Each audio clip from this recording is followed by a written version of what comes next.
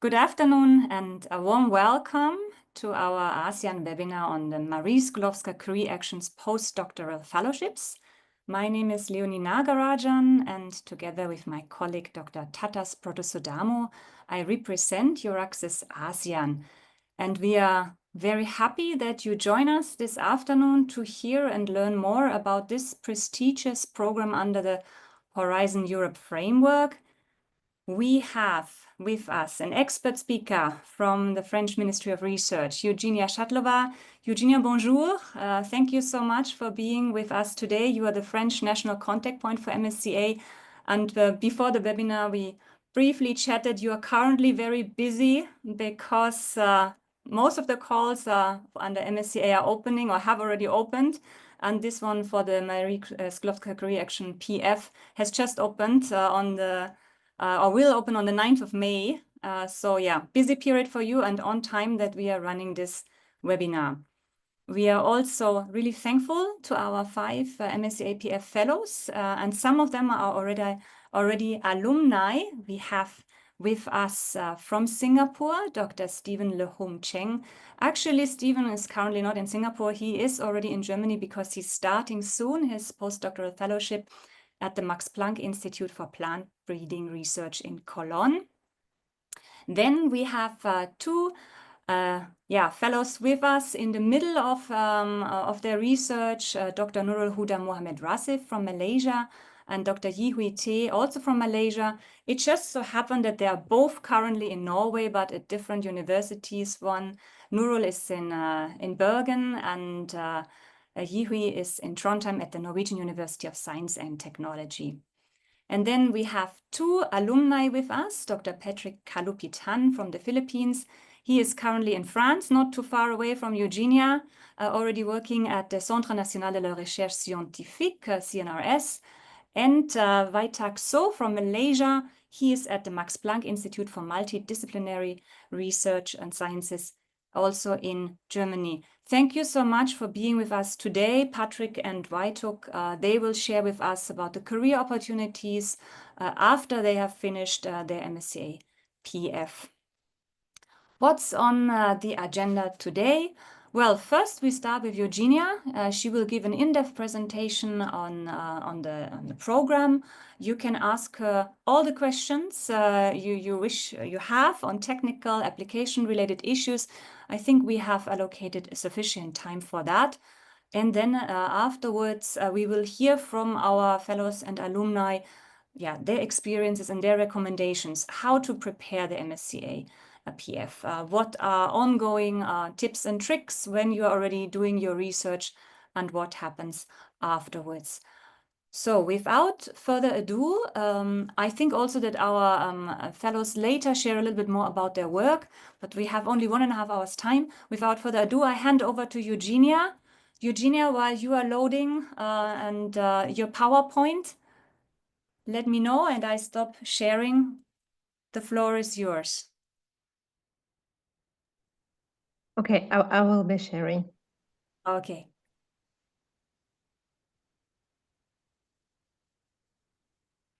It's nice to see all the fellows and you together. I think we seldom have such a blue background in one shot.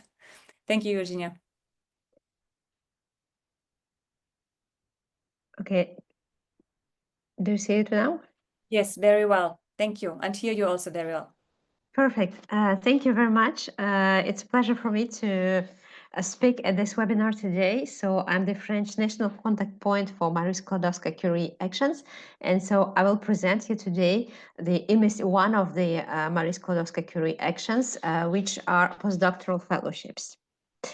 So just a few words first to introduce the Marie Sklodowska-Curie Actions. So this program is a part of Horizon Europe, with the main EU framework program for research and innovation, for covering the period 2021-2027. And what is remarkable about Marie Sklodowska-Curie Actions is that it is the program probably the most open to the cooperation with the countries outside European Union. Some other key features of this program are that it supports researchers' skills, training, and career development. Of course, it supports also excellent research, and it has a bottom-up approach, meaning that the applicants are absolutely free to choose the topic for their project. So there are no any predefined thematics or topics. So you are free to choose your topic. Another key feature is that it's open to international, cross-sectoral, and interdisciplinary mobility, and it actually encourages this kind of mobility. It promotes attractive working and employment conditions and a structural effect on organization and organizational practices. And also, it promotes collaboration with industry and SMEs, and you will see further the possibilities for this intersectoral collaboration within the MSCA Postdoctoral Fellowships. So, as I already mentioned, there are 5 actions in the MSCA program, but today we will speak about MSCA Postdoctoral Fellowships. So this is an individual action that supports a researcher's career and aims to foster excellence in research and innovation. There are 2 types of schemes inside this action. So on the one hand, there are European fellowships, EF, and on the other hand, global fellowships. With European fellowship, the host institution should be located in a member state or associated country, and the duration of the project will be between 12 and 24 months. With the global fellowships, there will be 2 phases. First, there will be the outgoing phase in the third country, in the host institution located in the third country, meaning the country that is not EU member state and not associated to Horizon Europe. And then there will be a mandatory return phase in a member state or associated country. And yeah, so here you have some visual support to explain better those 2 schemes. In both cases, there will be the mobility rule that will apply to the researcher. So the candidates must not have resided, worked, or studied for more than 12 months in 3 years before the call deadline in the country of the beneficiary. So in case of European fellowship, it will be the host institution located in a member state. So this mobility rule will apply to the EU member state or associated country where the main host institution is located. And then in global fellowships, this mobility rule will apply to the host institution in the third country. So this is European fellowship scheme and global fellowship scheme with the 2 phases, outgoing phase in a third country and 12-month return phase in a European member state or associated country. And in global fellowship, there is additional eligibility rule that the researcher must be or either EU national or long-term resident, so meaning that the candidate to be eligible for global fellowship must be either so European national or long-term resident, meaning meaning must have resided at least 5 consecutive years in one or several European states. So no matter what was your residency card, but it just what counts that you have resided at least 5 years in EU to be considered as a long-term resident. So this is only for global fellowships. For European fellowships, the candidate may be of any nationality. And no matter where, well, also have respect, it's important to respect the mobility rule, but there is no restriction of nationality for European fellowships. And just to sum up, some eligibility rules for researchers. So the researchers may be of any nationality except this restriction for global fellowships, and they must also be postdoctoral researchers, meaning they must have successfully defended a PhD at the call deadline and have no more than 8 years of research experience after the PhD.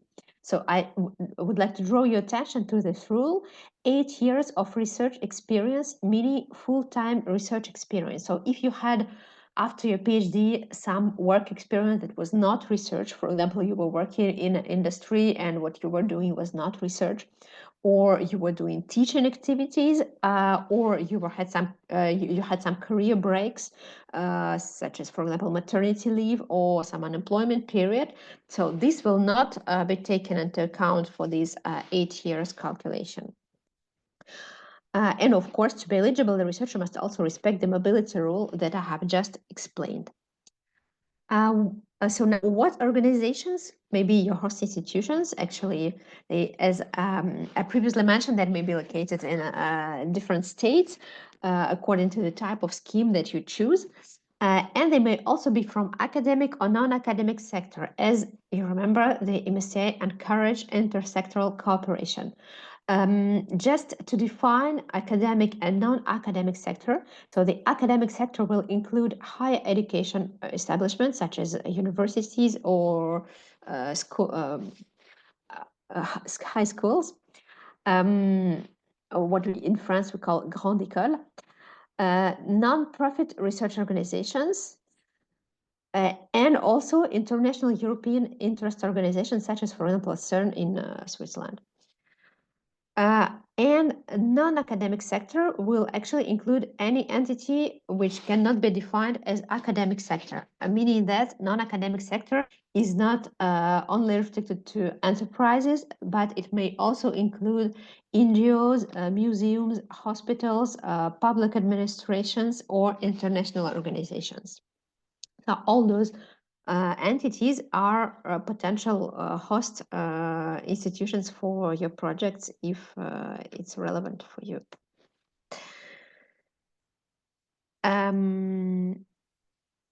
So this is just actually kind of double slide. Sorry for that, because it's the same information. I won't delete it. And now eligible countries, as I already mentioned, there are European member states, associated countries. So maybe I should explain it a bit more. Associated countries are the countries that have signed the association agreement with the European Union, and these countries can participate to Horizon Europe with the same rules as member states. And there are also third countries. Third countries are all other countries that are not member states or associated countries.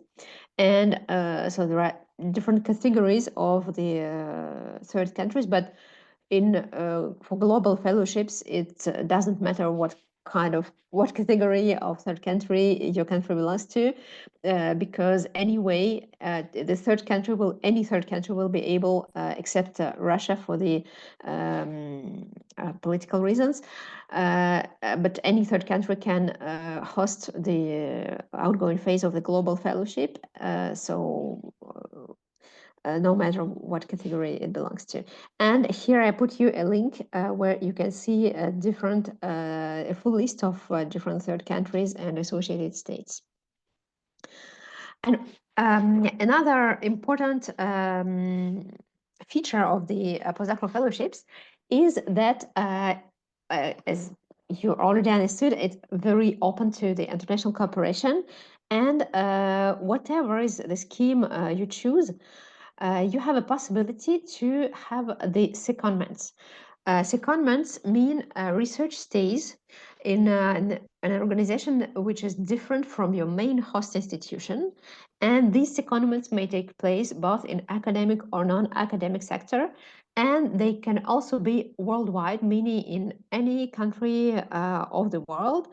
Which means that even if you apply for a European fellowship, you may plan several months up to 1/3 of total duration of your contract, secondment in any other country, in another institution, and it may also be in the same country that your host institution. If it's relevant for you, it may be in a company which will be very close to your lab, but what is important that it's a different organization, and you will have a secondment supervisor for your secondment, and you will be actually hosted in the premises of this organization, and you will spend some time working in this organization to benefit from the transfer of knowledge and to do research, a part of your research with this different team.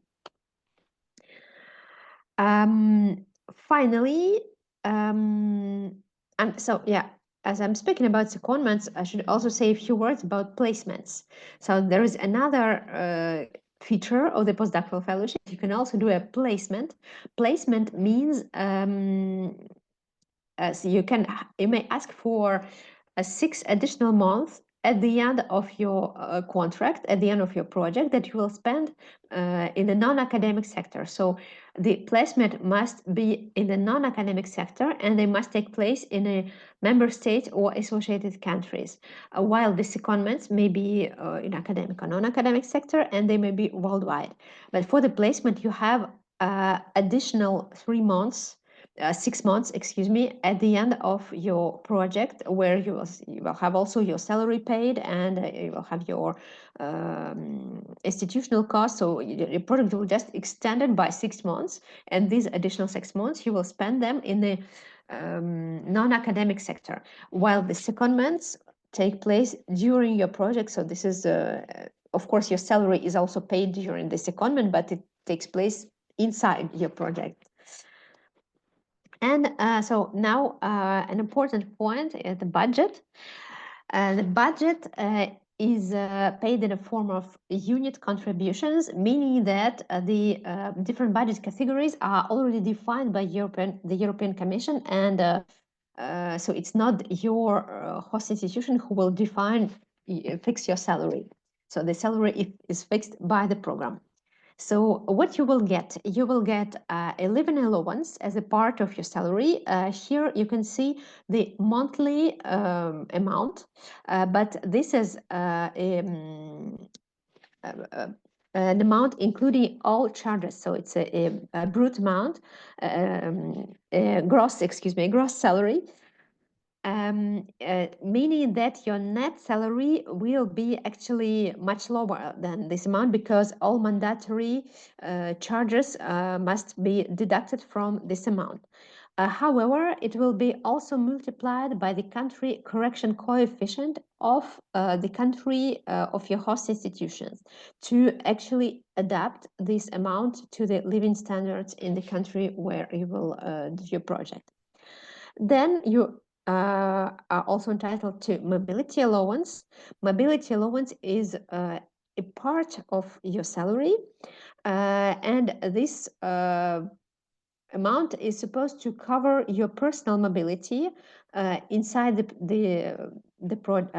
your personal mobility to do this project, meaning that the mobility allowance is not to be used for your professional trips. Is just for you to remediate to this mandatory expatriation that you will have to do to perform your project. And for example, the travel that you will make to come to the country of your host institution, or when you will have to travel during your holidays to see your family in your home country. So the mobility allowance is meant to cover these kind of expenses, while it's actually usually paid directly to your to the researcher as a part of your salary. And another amount for your salary is the family allowance. The family allowance is for researchers who have family links, meaning someone to whom you're linked by marriage or equivalent, or the children that you are in charge of. So if it is your case, you should tick the box family allowance when you will prepare your application. And then there are also some other allowances that go to the researchers. So if you have some special needs, there is also a special needs allowance for example, for researchers with disabilities. And the long-term leave allowance is the special allowance that the host institution may request in case of, for example, maternity leave or paternity leave or long-term sickness leave. And so this was the research category of the budget. So these are the amount that are dedicated to the researchers. And then there are also institutional costs. So these amounts, so all these are monthly amounts. So if you want to estimate the total budget of your project, you need to multiply the sum of these amounts by the number of months of your project. And then there are also institutional costs, which are composed of research, training, and networking costs, and management and indirect costs. So you should also multiply the sum of those two amounts by the number of the months of your project.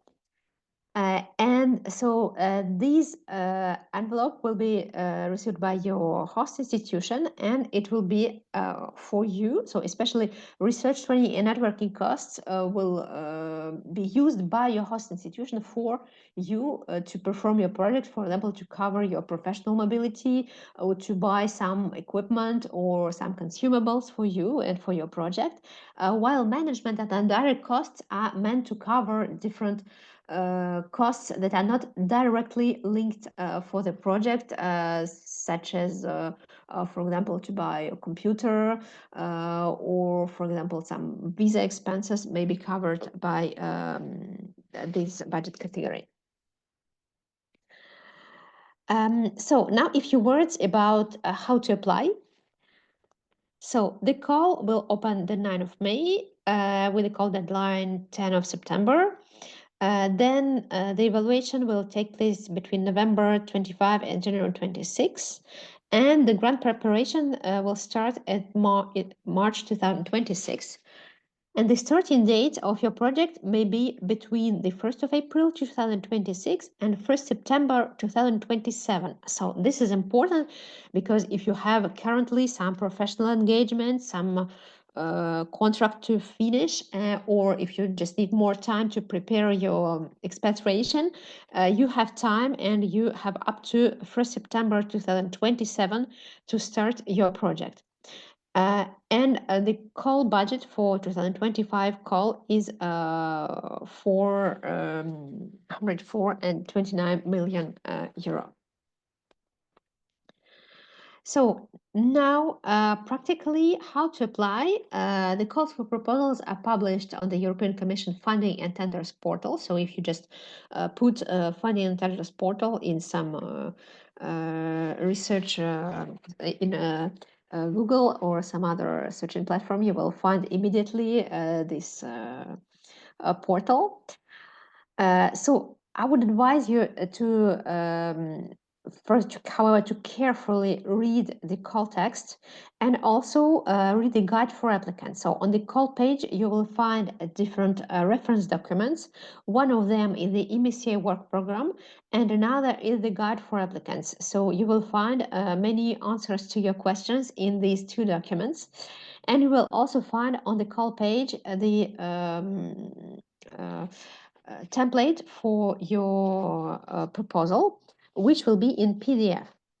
So just to have an idea about how this the proposal should be structured, and then you will need to register your project. So on the when you're navigating on the call page, you will have this submission part, and then you will be offered to start submission. You need just to click on it, and then you will register your project.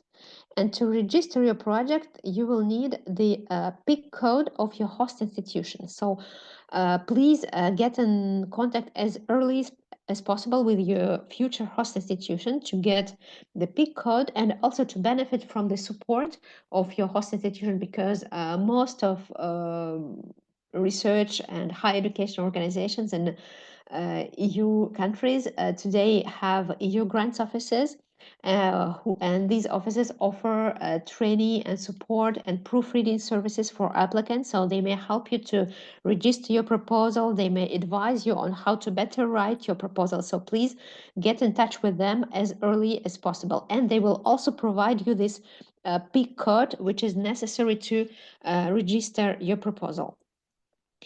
The proposal is composed of two parts. So there is the part A and part B. So the part A includes the administrative data, and it also includes the information on budget and the keywords, which are very important to because they will be further used by the European Commission services to choose the evaluators for your proposal. So please select very carefully these keywords and ask the EU Grants Office of your host institution to help you to fill in the administrative data. And then there is the part B, which is composed actually of two parts. One of those parts is the actually your research project, which is limited to 10 pages.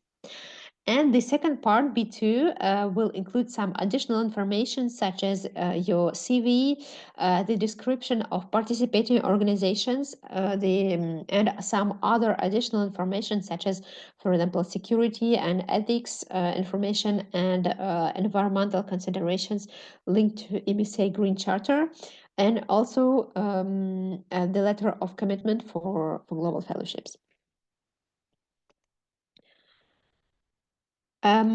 So now how to find a few words about how to find a host institution, because in order to apply, you need to have already a host institution and a supervisor identified, and you prepare your application with them. So just here are just some tips that I can give you to find your host institution. Of course, the best way is to go through your existing professional networks, the contacts you got during your PhD, and to actually to use this way to find your host institution.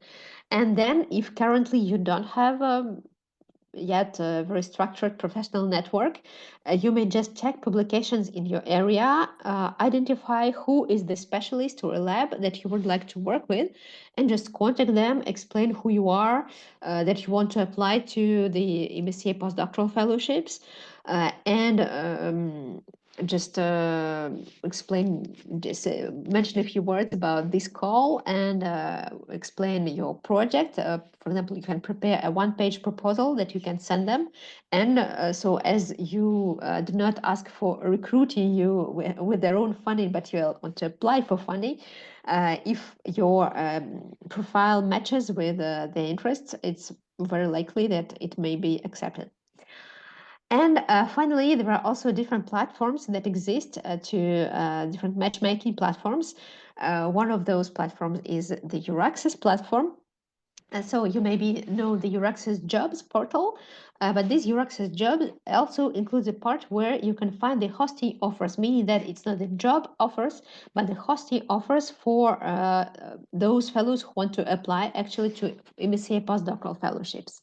And you can currently, if you go to this page, you can find many different offers from different EU countries and research organizations.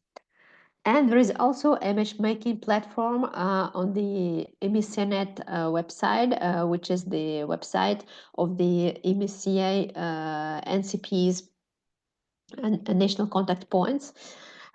So currently it's under transfer between one platform and another, so it should be available very soon, but you can already start using the EURAXESS platform.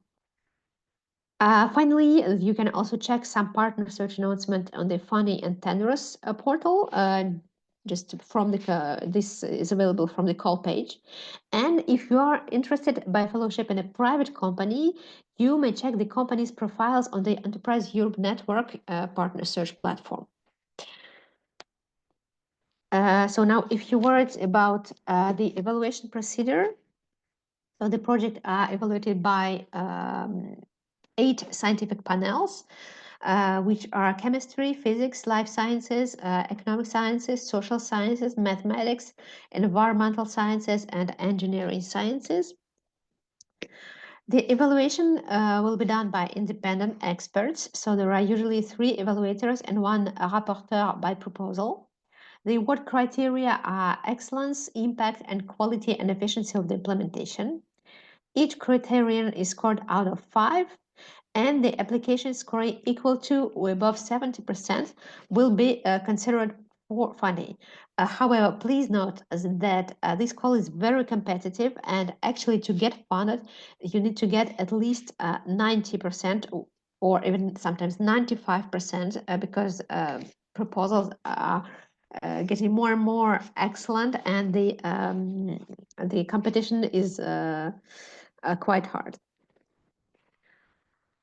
So here we have more details about different evaluation criteria. So you can see excellence, impact, and implementation, and more detail about each criteria. And actually, you will find also all this information in your proposal template. So your proposal template is structured exactly in a way to follow these evaluation criteria. And what I can actually advise you is to try to answer directly the questions that are being asked in your proposal template. Actually follow the instructions that figure in the template, and you will facilitate the job of evaluators, so they will be more easily able to find the relevant information in your proposal. Please note that here you have excellence. You have different ponderation by criterion. Excellence is weighting 50%, impact 30%, and implementation 20%. So consider it like this. You may have an impression that excellence is more important than other criterions. However, excellence alone is only 50% of your total score. So please do not neglect also impact and implementation, which are very important. And it's really a pity when scientifically excellent proposals get rejected because their impact and implementation parts are not have not been written well enough. You are probably wondering what are the success rates of these calls for proposals. So they of course vary from one year to another because it depends on the overall quality of the proposals, and they also vary from one panel to another. And here you can see the success rates for different panels and different years, and for 2 different schemes, European fellowships and global fellowships. And you can see that it's an average 16-17%. So I'm almost over with my presentation. Just a few words about if you need to, of course, you will need support to prepare this proposal. And as I already said, please contact as early as possible your future host institution, your supervisor, and the EU grant office of your host institution. Ask your supervisor to help you with your proposal. So even though it is your project, the supervisor has an important role, and the supervisor should help you to prepare your proposal, because the supervisor will have probably also more information about the host institution, about the research environment, about the lab. So he or she will be able to provide you this information, and also ask your supervisor for proofreading to help you with wording, with structuring your proposal. It's very important. And finally, you can also benefit from the support of National Contact Point. So my advice is to contact the National Contact Point in the country of your application. And here you have a link to the page where you will be able to identify the MSCA National Contact Point in the country of your application. And finally, here you have also some additional resources and links that may be helpful to know more about this call and to prepare your application. So now my presentation is over, and yes, thank you so much. Answer your questions. Wonderful. Thank you so much, Eugenia, for this great start, in-depth presentation. I think a few questions came in. The most important one is, will the slides be shared? Yes, of course, we will share the slides, not only these ones, but also the slides later by the MSCA postdoc fellows. So Tatas, you have monitored the questions, and maybe you can help Eugenia just to pick out, I think we can even ask all the questions to Eugenia. We have about 10-15 minutes time before we move on. Yes, so we have several questions, Eugenia. So first question is from Alan Estandarte from the Philippines. Hi, Eugenia. I wanted to clarify the eligibility criterion as a long-term EU resident for the global fellowships. I am a Filipino citizen and I have been in Europe in different countries for the past 6 years. Does this make me eligible to apply for the global fellowship, let's say with the EU university and a university from my home country, which is from the Philippines? Okay, so to be considered as long-term resident, you must have a continuous stay of in the past, a continuous stay of 5 years in one or several EU member states. For example, if you stayed for more than 6 years in one EU country, or for example, first in one and then in another EU country, you will be considered as a long-term resident, even though now you are back to Philippines. However, if you spent, for example, first 3 years, let's say in Germany, then went back to Philippines, then spent 2 years in France, so there was a break between these 2 periods. So in this case, it will not work. So 5 years must be consecutive, and what is allowed, the absence period are allowed as far as they are not longer in total than 10 months, and they are not each of those periods not last more than 6 months. So for example, if you stay in EU but you go home for summer holidays every year, this is okay, but so it will still be considered as consecutive. Thank you. And then next question from Larry from Australia. I have a question regarding eligibility. At Australian University, PhD students typically receive an interim certificate of completion upon the thesis submission, which mark the final academic requirement for PhD, as we don't have any FIFA or final defense. However, the formal examination and conferral process can take up to 6 months. Would I still be eligible to apply for the MSCA fellowships if I only have this proof of completion at the time of application? Yes, actually, we already had this kind of question. Indeed, if in your country there is no formal PhD defense, and this kind of certificate will replace the formal PhD defense, in this case, it is acceptable. Yes. Yes. So the answer is yes for Larry. And then we move to Noah from Singapore. There is one question from Noah. I will be submitting my PhD thesis January 1st, 2026, which is next year, and will obtain my certificate by March 2026. If I have a document from the head of department confirming that I am on track to submit my thesis by the end of the year, and that I will have completed all the PhD requirement before 1 April 2026, can I still apply for this year call with the call deadline on 10 September 2025? No, you will be able only to apply to 2026 call. Yes. So, and then we move to Georgia, Marina Kipiani. Georgia, questions is actually like, what are my chances of being admitted to the MSCA PF if I completed my PhD defense 8 years ago in February this year? So I think, yes. Can you repeat the question, please? Yes, so it's a Marina question is, she already completed 8 years ago doing PhD defense, but then what is actually the chances of being for the submission of this year? So exactly 8 years, yeah. Okay, so it's about 8 years rules. rule, Yes. right? If you got your PhD more than 8 years ago, then you should check your professional. What will matter here to define your eligibility is your professional experience.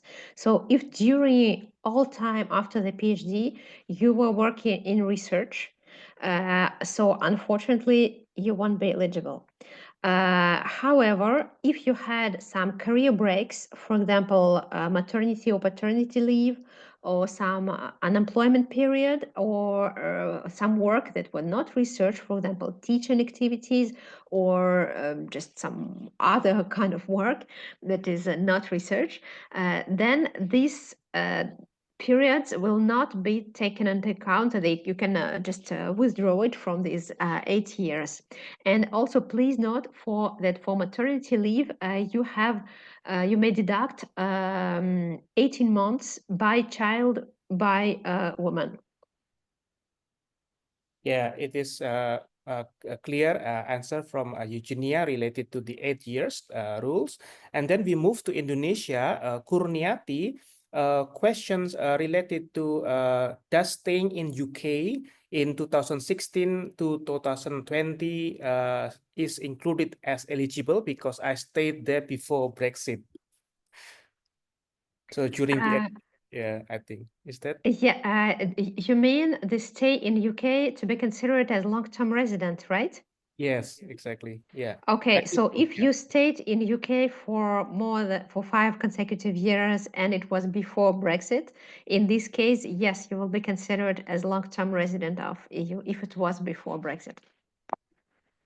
Yes, thank you. And then I think one more questions from Malaysia, from Manju, just come up in the chat. So let me check. So I have just completed my PhD program and got my completion letter, and then will receive officially in May. Can I apply PF after that?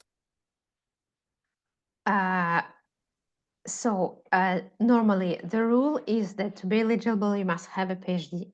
However, if you don't have yet a PhD, but you defended your PhD, it is acceptable and you will be eligible. And then there is also, of course, in the countries where there is no official PhD defense, like the question we had before from Larry, I think, so it is also accepted to have this certificate.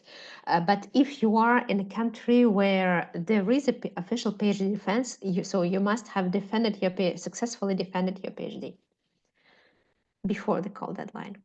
Before the call deadline. Thank you so much. I think all that questions related to Eugenia. Is there any more question from the audience? We still have a little bit time. Or maybe Leonie will... One more question, and then I think we will move on to our fellows and alumni, because some of the questions, if we omitted one, might be answered by their sharings and their presentations. Yes. Aswin here, India. Yes. You want to take this one, Tatas? He's asking about previous successful MSCA postdoc proposals. Are they available for us to view, if that's possible? Okay, Tatas is laughing, and I see also a big smile in Eugenia's face. Okay, who answers that? Eugenia. Eugenia, maybe, yeah. So they're not publicly available. So the only possibility to get those proposals is to ask if there are some people you know, if you have some colleagues who will accept to share them with you. Yes, I think that's... and then, is there any more? We have one which we take at the very end. That is more a question related to France. Bining Muhammad, Bining from Indonesia, we take this at the very end when we have still time. That might be a longer answer. Okay? Yes. Good. So I think we move on to our experience sharing by our postdoc fellows. And the first one will be from Stephen. Why Stephen, who's based currently in Germany? Because Stephen, you are just about to start your MSCA postdoc fellow, I think in September, if I remember correctly. Yeah, in August this year. Okay, wonderful. So if I can just ask you to share a little bit what you're going to do and then I'm going to move the slides for you as well. Yeah, so actually, I'm a plant biologist. I was trained as a plant molecular biologist on nutrient response in Singapore. And I moved on to Germany to do my research in plant innate immunity on crop protection, disease resistance strategies. Actually, we have proceeded so far that that much of my proposal is already covered, but I think then there will be new exciting angles that we can explore further. Thank you. So now you have prepared, I think, a few slides Yes. for our participants. The floor is yours. And yeah, we are really eager to hear 3 months before your start. And well, obviously it took more than 3 months to prepare your proposal and all of that. Maybe you can share that. Thank you. Yeah. So I got my job offer from the Max Planck Institute of Plant Breeding Research in May 2023. Then we were thinking of whether to apply for MSCA or other relevant postdoctoral fellowships. And we only started writing in late August. So we only had 3 weeks to prepare. I would say that I will just structure my talk in 3 parts. First, on mobility and duration eligibility, talking about whether you're eligible to apply and whether you can apply more than once. Okay, second is proposal preparation, some learning points, and third is maximizing the utility if you are awarded the Marie Curie Fellowship. May I have the next slide, please? Yeah, so some background, I think Eugenia already mentioned that the mobility rule in general is no more than 12 months in the host institution or country. So I think if we were to take in consideration about this year's application, I think where the deadline is 10th of September, that means if you start your job for my case in Germany in September, 1st of September 2025, your only chance to apply to Marie Curie is this year, because by next year's deadline, you have already passed the 12 months period and you will not be eligible. So that's an important consideration about the 12-month eligibility. But if you start your job, if you decide to start your job in October 2025, then you have a chance to apply this year and also next year. So you have flexibility to decide. And if you didn't get the Marie Curie funding in this round, you can also apply for the next round if you have I think you have a score of 70%. So there's an important consideration for me that I must apply by 2023 that year. If not, I can't apply for Marie Curie at all. So think about this factor. Starting your job either in September or October will be an important decision that you need to make. May I have the next slide, please? Yeah, so for proposal preparation, I was very lucky to have 2 seniors who were successful, and they shared their proposals. So it's important that you contact your host institution or someone that you are familiar with and learn from past successes. Meaning, I think what's important is the formatting and style. We always think that scientific excellence is most important, but I would say that administrative angles in terms of implementation and execute, I think there are 2 components in the 50%. 50% is on excellence in scientific excellence, and our 50%, I'll term them as administrative angles. I think these are also very important and must be tackled very wisely. So read through, if you have the chance, go through past proposals that are successful and also emulate this style, which will be very, very helpful. May I have the next slide, please? Yeah, this is my final slide. So I think it's important. I mean, when we get we won't know until we get the results of the Marie Curie, whether we get the Marie Curie. I'm also taken aback that I got it because we had so short preparation time. But I think we have a very good mentorship that I think that emphasizes the importance of getting some guidance in writing. So it would have been possible if I wrote it myself. So if you manage to get awarded, congratulations. It's also nice to start thinking whether you can maximize the impact of your of the fellowship or the funding on your career. You can think whether is it advantageous to delay the start date to maximally 1 year after the following year after being awarded. So if you are awarded in February 2025, your latest start date is August 2026. So you can think whether it's wise to postpone the start date where you have a longer runway, where you are fully funded independently. That will also be good because then you can decide experimentally your own path, scientific path. Yes, and in this meanwhile, you also can look out for other opportunities or capitalize on host institutions funding opportunities where they can cover you till the start date of the Marie Curie postdoctoral fellowship. Yeah, that will be from me, and thank you for your time. Thank you so much, Stephen. If you have any questions to Stephen, you can post it in the chat and we will take it later. And I think we are moving on with our next fellow. We go a little bit further north to Nurul, who is currently in Bergen. Nurul, you're with us? Can I? Yes. Yes, wonderful. So Okay. I hand over to you. We are going from molecular plant biology to a social anthropologist. Good morning, colleagues in Europe, and good afternoon, I guess, to participants in Asia. I'm very happy to be part of this webinar and to share some of my ongoing experiences in the Marie Curie. Just for context, I'm a social anthropologist by training, but I do a lot of work on socio-legal aspects of family law, Islamic family law in Malaysia. So I'm currently in the Department of Foreign Languages at the University of Bergen because my host is an expert on Islamic law, teaching Arabic in this department.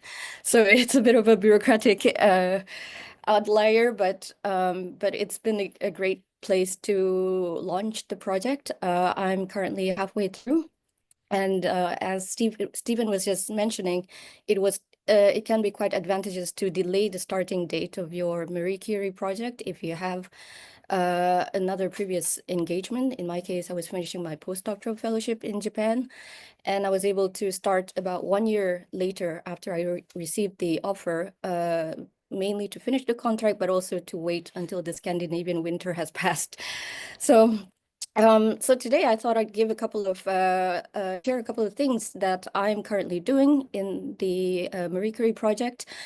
So the general idea of the project is to study what kind of economic rights Muslim women have in the event of death, divorce, or polygamy under Islamic family law, and what do Malay traditions and values, collectively known as adat, how do they contribute to expanding these rights in Islamic law? So to study this, I'm doing fieldwork in Malaysian Sharia courts and also doing a bit of civic engagement as part of my fieldwork. So this means doing fieldwork with Muslim women's rights groups and legal practitioners in Malaysia. So this will be done in the next section of my fieldwork in the coming months, in which I will be speaking with Muslim women's rights groups, run focus group discussions on what they think are the most urgent economic issues Muslim women are facing in their marriages. And also we are thinking of collaborating in terms of producing a publication that could benefit lay women in Malaysia, to inform them what their economic rights are under Malaysian Islamic law.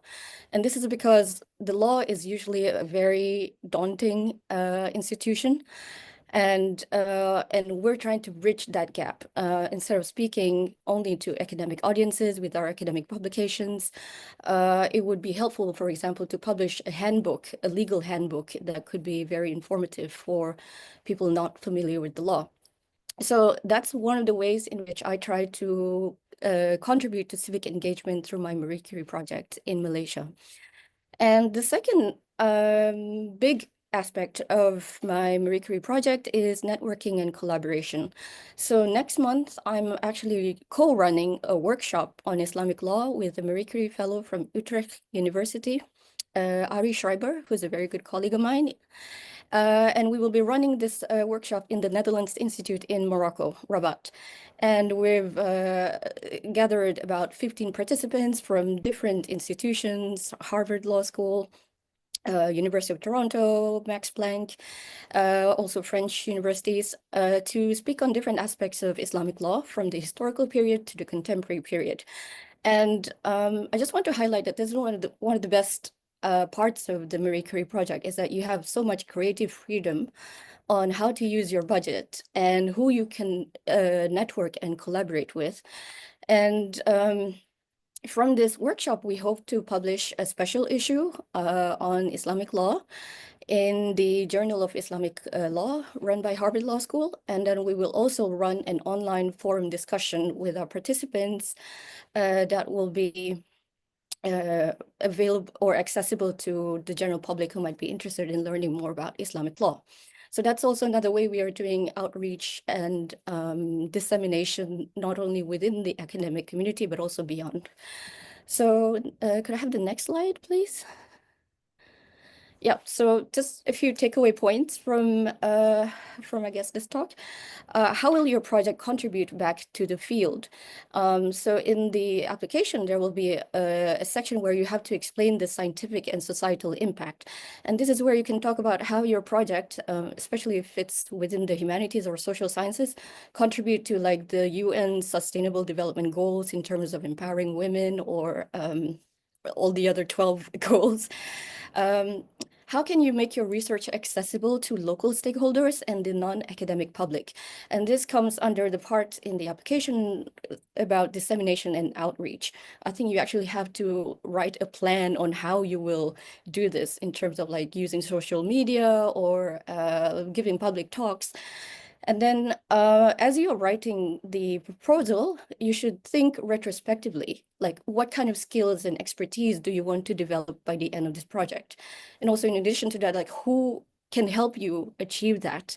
So this comes under the skills development and career planning. Like I think as one of our colleagues will mention, like, you know, the Marie Curie project, it's not just about your academic work, but also what kind of expert you want to become by the end of it. That's all from me. You are free to contact me if you have any further questions, and thank you.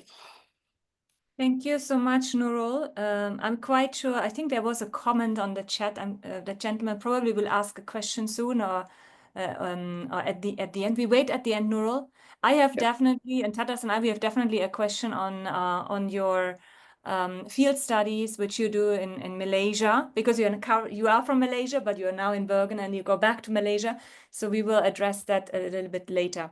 We stay first still in Norway and let Yihui T share about her work. I think Yihui, this picture is already you in action in your lab. You can hear me, Yihui? Yeah. So okay. So this is like, so this is part of my small project. So I'm also from Malaysia, and I'm now a postdoc in Norway. So I started my Marie Curie back in September 2023. So it is ending this year. So why should we apply for Marie Curie? Can you go to next slide? Yeah. So it is more than just a fellowship. It's mainly because for me, so it is a 2 years fully funded positions, and it's self-funded. So one thing for me is that just like Stephen, actually I applied after I moved to Norway. So during my first time in Norway, I was actually funded by the department. So it was a department funding, and it was my advisor who actually encouraged me to apply for a Marie Curie. And at that point, for me, it is like, okay, I already got the job.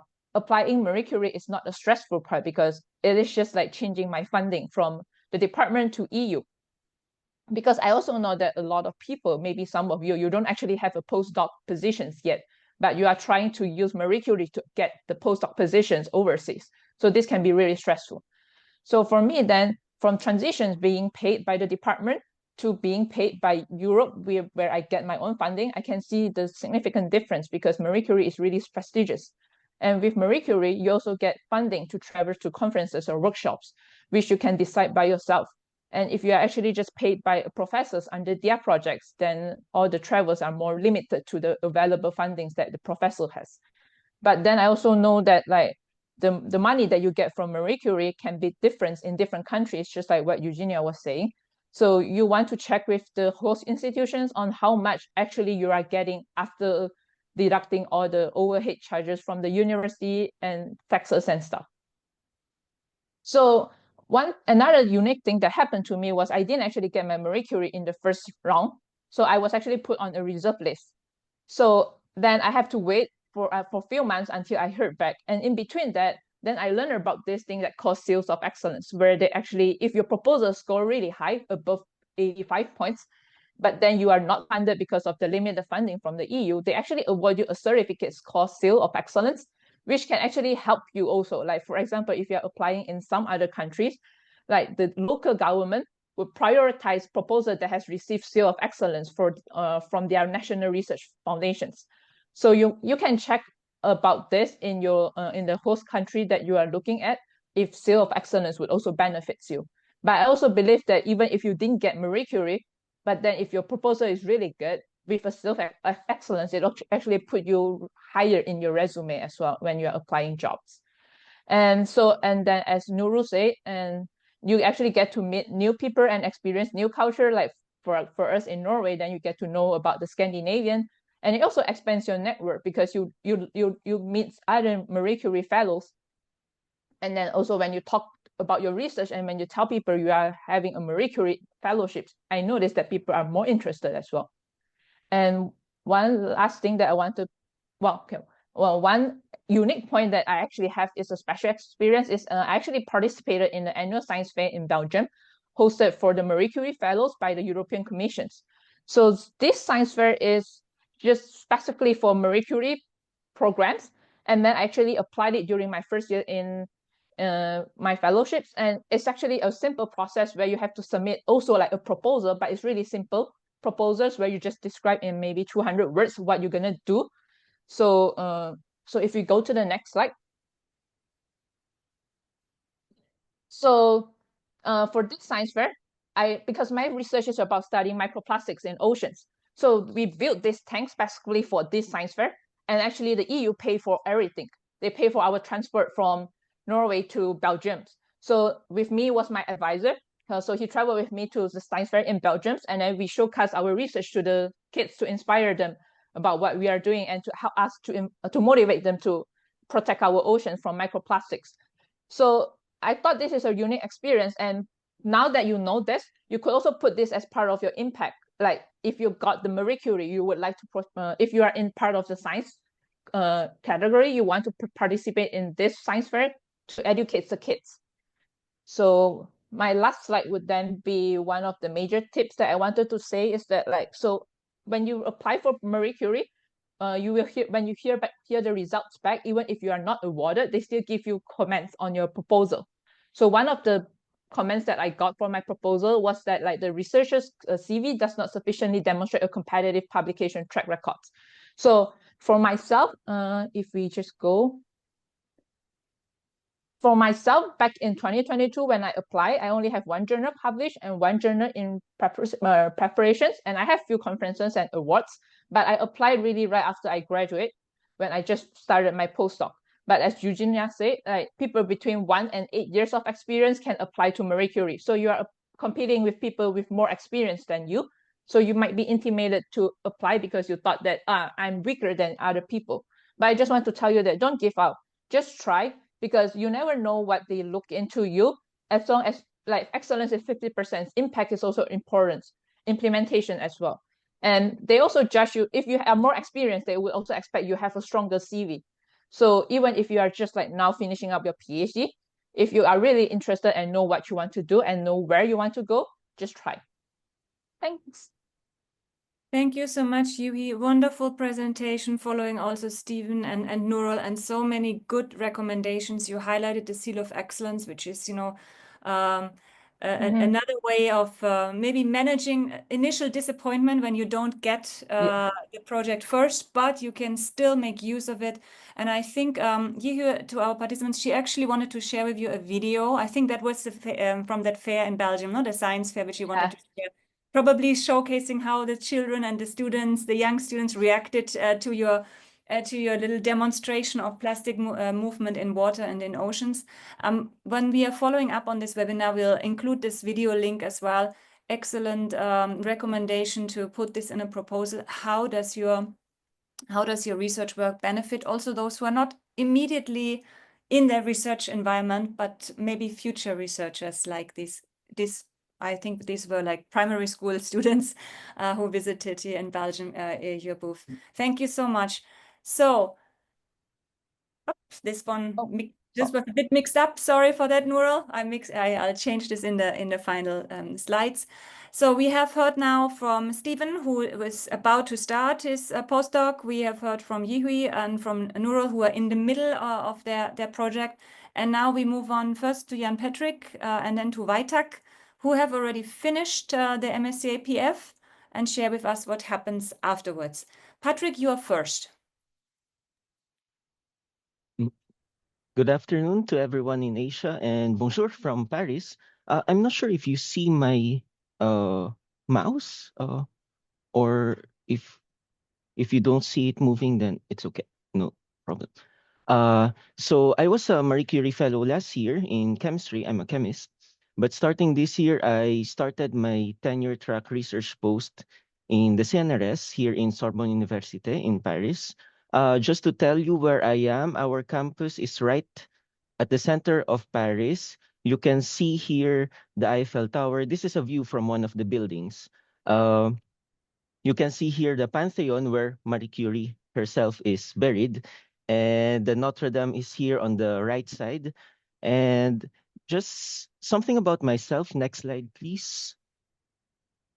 So I'm originally from the Philippines. Then I did my PhD in a Franco-Japanese program in chemistry. So for 3 years, I was switching between sake and wine, sushi and beef bourguignon.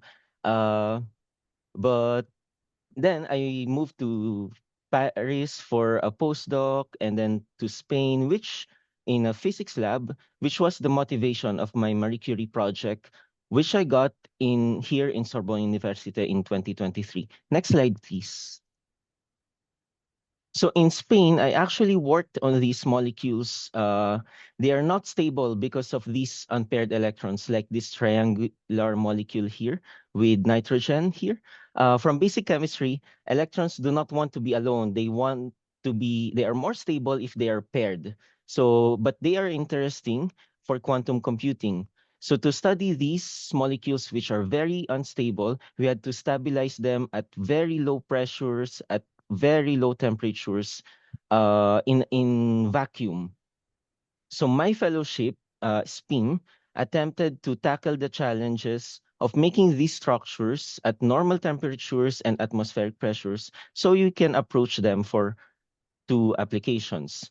But I had to terminate the grant because I got a permanent post, which is also one of the goals of the fellowship. It is a solid stepping stone for your career, whether in academe, in government, in industry. I will be speaking more about the academe because that is my experience. Next slide, please. So just after I submitted the Marie Curie proposal, I applied to the Centre National de la Recherche Scientifique, the CNRS, in France, which is the largest research institution in France with over 30,000 full-time permanent researchers in all fields, from condensed matter physics to plant genomics, from linguistics to medieval history, with campuses all over France. And we have a primary mission to do research and not teaching. We can do some teaching, but it's primarily for research. They have yearly calls for permanent posts. In my field, there are around 70 applicants every year, 5 posts distributed all over France. So this is actually more selective than the Marie Curie, but it is competitive. It's very competitive and intimidating with an interview process, 21-member committee, and you have to write a 30-page long-term proposal. So this is a huge step from the 2-year, 10-page Marie Curie project. But the Marie Curie helped me a lot. First, in a scientific way, the 10-page proposal became the basis for my long-term proposal. I asked questions like how to advance and to expand the field of my research. Second, in a less scientific way, the Marie Curie proposal also forces you to ask the more difficult questions. Why am I doing this? You would be financed by public funds, so it should benefit society in one way or another. What new scientific knowledge, what new industrial applications, or possibly political and economic policies your research can influence? So in the case of the permanent post, I ask questions like, why should the French government invest in me, hire me, a foreigner even, for the next 30 years of my life to develop this research in France? So next slide, please. So I hope I convince you that the Marie Curie can increase your chances for the next step in your career. In Sorbonne, actually, researchers and professors are also looking to host fellows. So you can see here a link. You can find here a list of their research themes where you can enter. And if you are in chemistry or physics, I can offer to give feedback on your proposal. Even if I'm already working in a French research institution, it would still be a pleasure for me to help Asian researchers. And that's why I'm very thankful for this webinar organized by EURAXESS. So do not hesitate to contact me if you have any questions. Thank you so much, Patrick. I'm quite sure that many participants will take on this offer. And I hope you have a little bit of time in the middle of your busy research. It was interesting to hear from you on the last slide that you think that your application to MSCA PF actually helped you with preparing the next one. Usually when Tatas and I are at our information sessions, we always get the comment, well, it's so much easier to apply for national grants and it's so complicated and tedious to apply for European grants. But in your case, you have proven the exception confirms the rule. You said it's a bit different in your case. But I think the summary is probably that one influences the other. It's basically the practice and the experience you have along the process. So we move on to our next, our last fellow, Waitak. Are you ready? Waitak is originally from Malaysia, now based also in Germany. Guten Morgen, Waitak. The floor is yours. And yeah, we are eager to learn from you. Right. Thank you so much for the nice introductions. And thank you for having me today. I was a fellow at the Max Planck Institute for Multidisciplinary Sciences in Germany. Currently, I'm a senior scientist at a biotech company in Germany. So I agree very much with other fellows, especially Yi Hui mentioned that fellowship is more than just funding. So I think it's a launch pad for growth. Next, please. It is helpful for you to design a career. It's not just a project. So I remember very well in the application process, already it asks you to come up with a strategy for your career's perspective and also employability after beyond your fellowship. So my focus of the project was on the effect of PROTAC, which is a small drug compound on the immunopeptidome landscape. So PROTAC is a next generation small molecule compound for immunotherapy. So my initial aim was very straightforward. I want to go on to academic career, to have an academic career. Next, please. So throughout the fellowship, it actually helps me to develop and also strengthening my existing skill. As the three main skill that I highlighted here. So project management and leadership. So even budgeting, you have to manage. So it's like running my own small lab. And one of the events that I would like to highlight is the Lindau Nobel Laureate meetings. So I was fortunate to get nominated by via Marie Curie actions and to attend this once in a lifetimes opportunities events. So not only I managed to expand my network with other excellent peers around the world, I also managed to collect autographs from 1988 chemistry Nobel laureates on their excellent piece of work. So this is my souvenir from the meeting.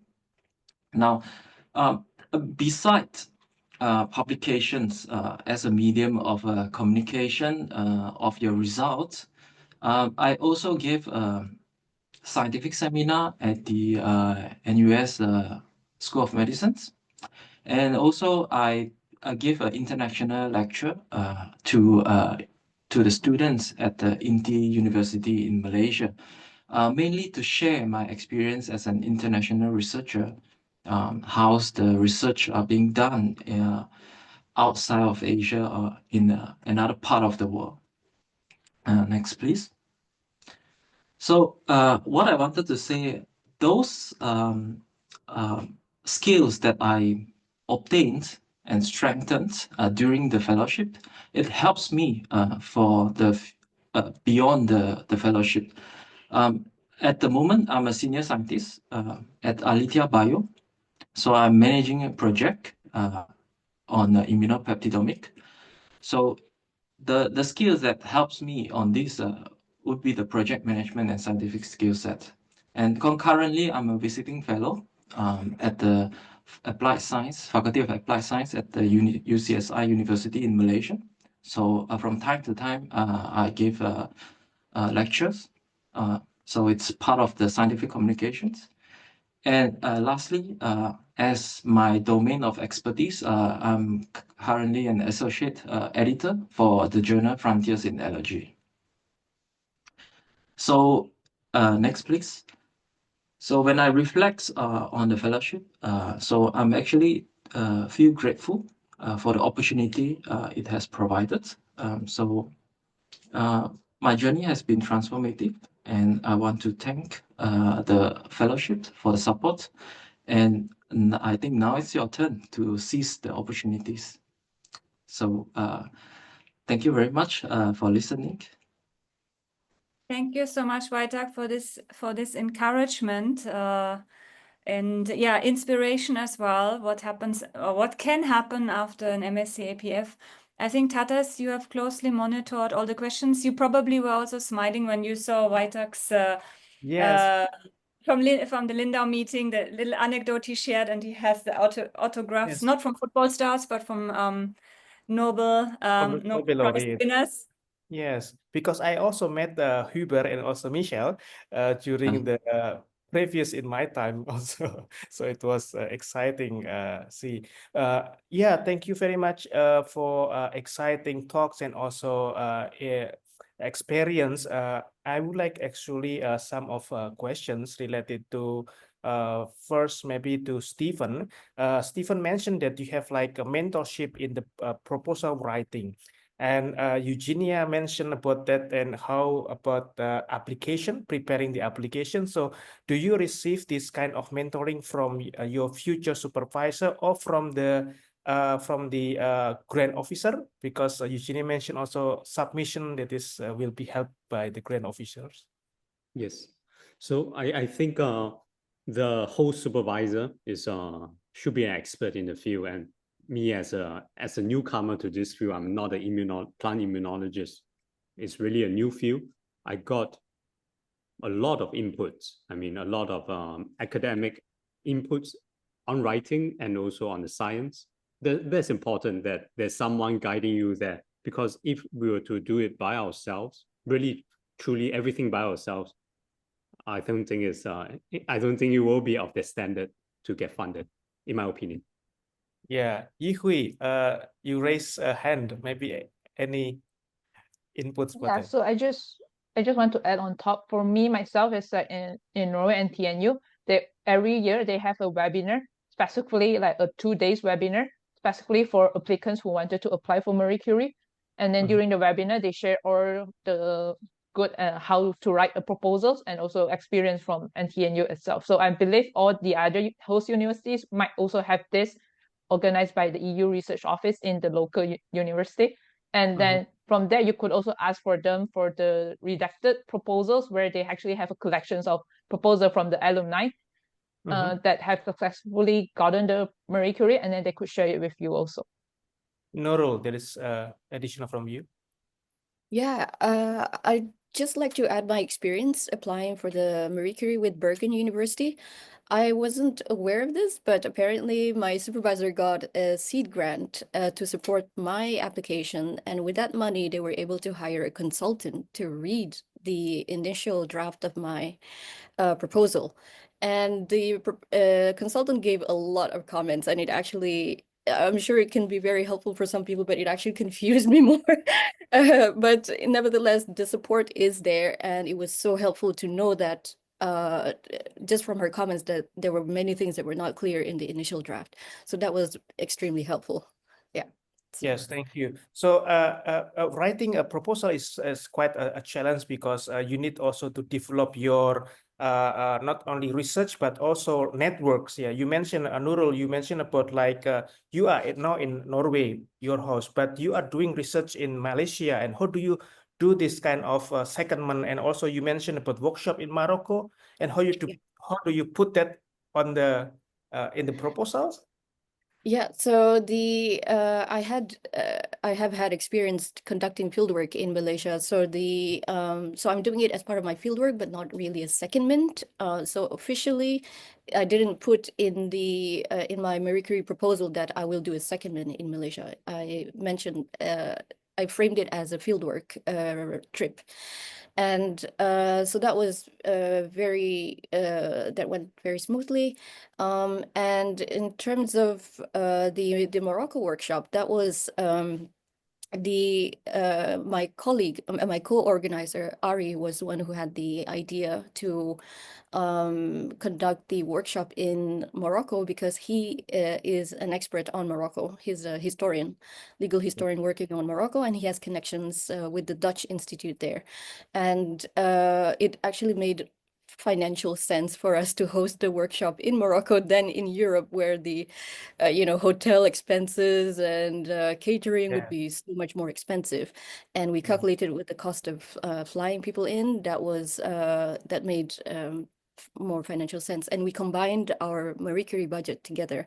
So our finance team at Bergen and Utrecht are talking together about how to split the budget. And so it's been a very interesting logistical learning curve for me, but it's great. In terms of interdisciplinary or something like that, your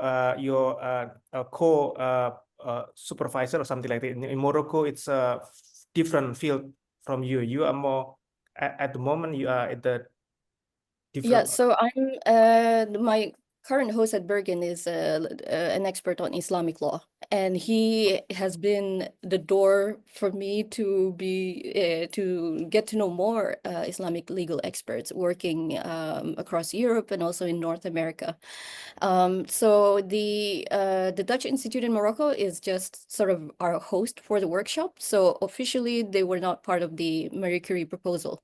And actually, this idea kind of developed after I had already submitted and was awarded the Marie Curie. So that was so I think that's one great thing about the Marie Curie, is that you still have some freedom to develop the project as you go along, and you are not held accountable 100% to what you, of course, in terms of thematic and your main research questions, yes, you have to kind of be true to what you proposed, but in terms of how you execute that, there is still a lot of room to kind of proceed with that during the project.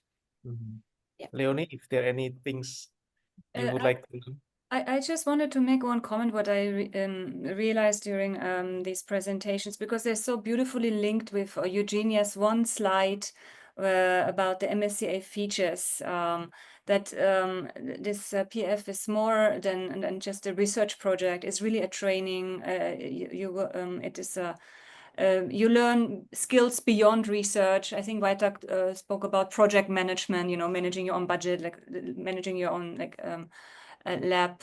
We talk about intersectoral exchanges. So I think it's just very beautifully connected, what Eugenia said.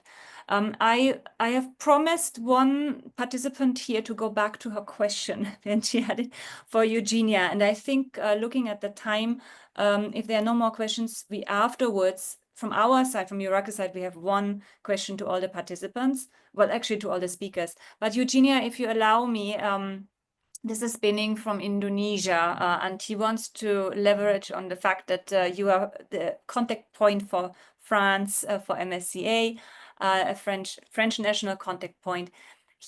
Maybe he is, I don't know if he read about it or he's currently based in France, but he highlighted President Macron's recent initiative called Choose France for Science.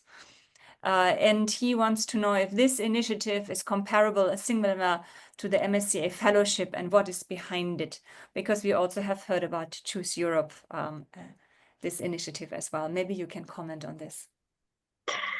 It is not really connected to the MSCA Postdoctoral Fellowships, but still it is dedicated to hosting researchers from different countries attracting France. So in this sense, it has some similar features, but no, it's not really connected to postdoctoral fellowships.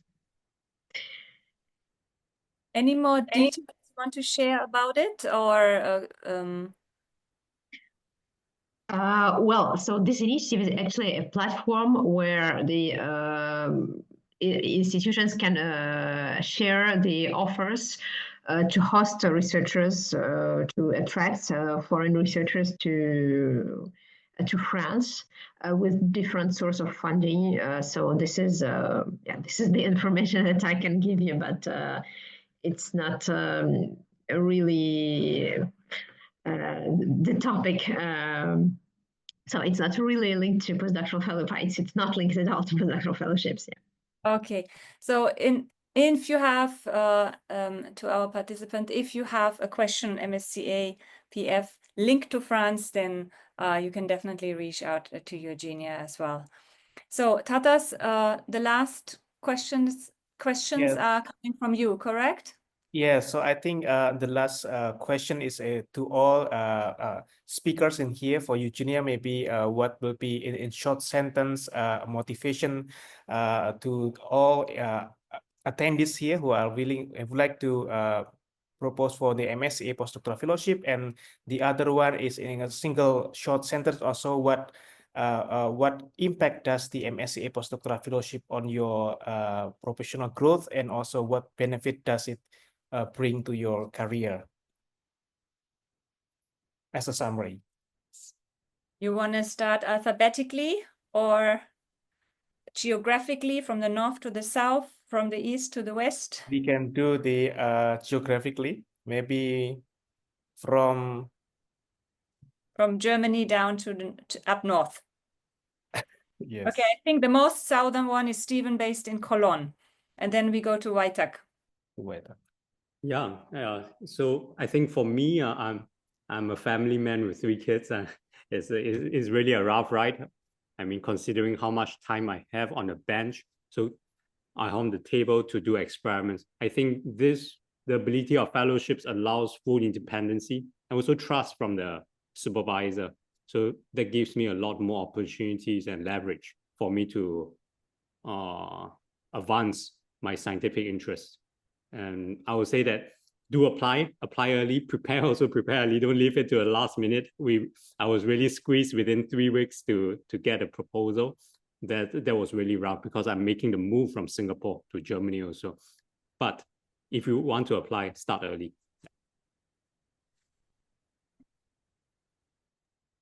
Wojtek, you're the next, and then I hand back over to Tatas to figure out the geographical logistics. All right. So what I could say is that do not underestimate yourself, because I think your inner voice sometimes always stop you from moving forward. So do not underestimate how good you are. So just try. There's no harm trying. And after trying, you will gain more experience than before, at least even if you are not granted with the fellowship. And this experience will also lead you to other opportunity for other applications. Thank you. Now we move to Norway and then to French and then close by Eugenia. Ihui or Nurul? Yes. I can go first. So so for me, I think what it helps me a lot is it boosts my confidence, as in like, as Wojtek said, when I first applied, I was like, okay, it's fine. I already got the job. So without getting it, it was not a big deal. But then I really noticed how it boosted my confidence. And then when I talk to people, I can proudly say that I got the fellowships. So Thank you, Nurul. Thanks for the question. I think the Marie Curie Fellowship has been extremely helpful in allowing me to diversify my research interest and expertise into Islamic law, which I've only kind of looked at it more through an anthropological lens, but here I can actually speak to Islamic legal experts who are reading old manuscripts and you know, who deal with the hardcore Islamic law stuff. And that has been very eye-opening for me. And I think that has also expanded my network in many ways. So that's been a great move for professional and career development. Thank you. Patrick? Maybe just something more specific to add to Leonie's comment, because actually the Marie Curie is a European grant, it's a European funding. These fundings, I have the impression now that they are written in a certain way. So now I'm actually writing a bigger European grant from the European Research Council. So now I have a sense, because of the Marie Curie, I have a sense of how to write it, the impact, the collaborations, and the cross-sectoral contributions that the projects can contribute to. Thank you. Maybe last word from Eugenia.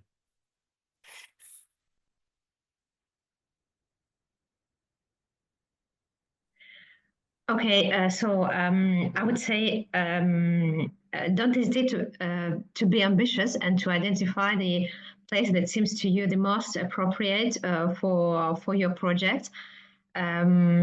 So just this funding is a great opportunity to do what you want to do, and it will open you the new doors and the new pathways in both in research and in the non-academic sector. Thank you so much. And to close the sessions, maybe Leonie will say a closing statement. Well, first, I wish Patrick all the best for your ERC application. That is the next level. So I think all of us will keep fingers crossed for you.